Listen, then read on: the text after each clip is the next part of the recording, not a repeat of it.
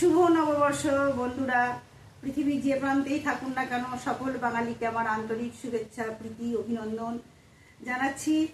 এই যে আমরা বাঙালিরা নববর্ষ উদযাপন করি, এই নিয়ে অনেক মতভেদ মতো কিছু রয়েছে। তো অনেকেই মতে এই পয়লা বৈশাখ কিন্তু নববর্ষ হতো না, নববর্ষ হতো বছরের প্রথম দিকে। কারো কারো মতে অগ্রহায়ণ মাসে, অগ্রহায়ণ মানে হচ্ছে অগ্র মানে প্রথম, হায়ন মানে হচ্ছে বছর, বছরের প্রথম যখন হয় তারপরে বছর নববর্ষ হতো পয়লা মাঘ হিসাবে, যেটা এখনো কুমরানি নববর্ষ নামে পরিচিত।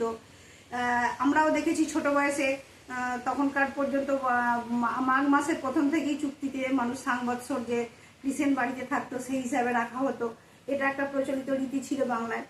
যাই হোক, এখন আর যেহেতু চাষবাসে মানুষ সেইভাবে লাগছে না, যেহেতু যন্ত্র নির্ভর হয়ে গেছে, সেই জিনিসটা এখন আর খুব একটা নেই।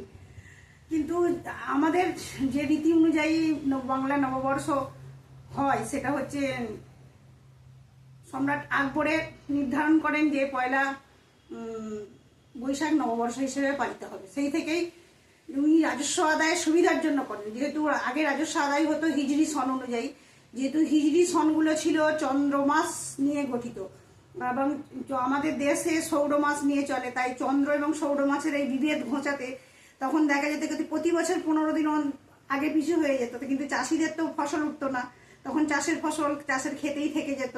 তার ফলে চাষিদের ক্ষেত্রে রাজস্ব আদায় দেওয়ার একটা ভীষণ সমস্যা হতো। সেক্ষেত্রে সম্রাট আকবর সিংহাসন আরোহণ করার পরে উনি ডিসাইড করলেন যে না, এইভাবে তো হবে না, তাহলে উনি বাংলা নববর্ষের প্রচলন করলেন। তখন থেকেই পয়লা বৈশাখ, সেই সময় থেকেই পয়লা বৈশাখ হয়ে আসছে বলেই ধারণা করা হয়। কিন্তু এটা যতটাই সত্যতা থাকুক না কেন ঐতিহাসিক, সেই সময় থেকে যদি হয় তাহলে কি আজকে আমরা যে 1400 বছর পূর্বে থেকে যে করে আসছি, তাহলে 1400 বঙ্গাব্দ, 30 32 বঙ্গাব্দ, 34 বঙ্গাব্দ, 31 বঙ্গাব্দ এগুলো হলো কি করে?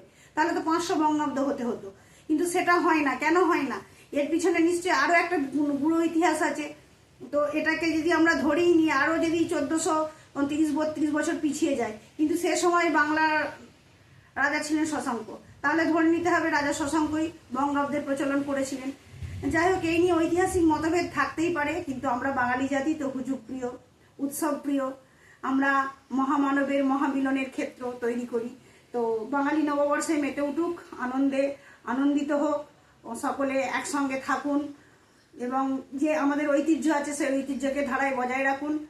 যদিও আমরা বাঙালিরা, পশ্চিমবঙ্গের বাঙালিরা আজ নববর্ষ পালন করছি, কিন্তু ওপার বাংলার মানুষ গতকাল নববর্ষ পালন করেছেন, তো ওনাদের ক্যালেন্ডার অনুযায়ী। যাই হোক না কেন, বাঙালি তো বাঙালি, যেখানে পৃথিবীর যে দেশেই থাকুন না কেন, সকলের জন্য নববর্ষের অনেক অনেক শুভেচ্ছা। তো বাঙালির রীতি রেওয়াজ এগুলো কিন্তু চলতেই থাকবে, এগুলো চিরন্তন শাশ্বত। তাই সকল বাঙালিকে আমার আন্তরিক শুভেচ্ছা অন্তরের অন্তঃস্থল থেকে।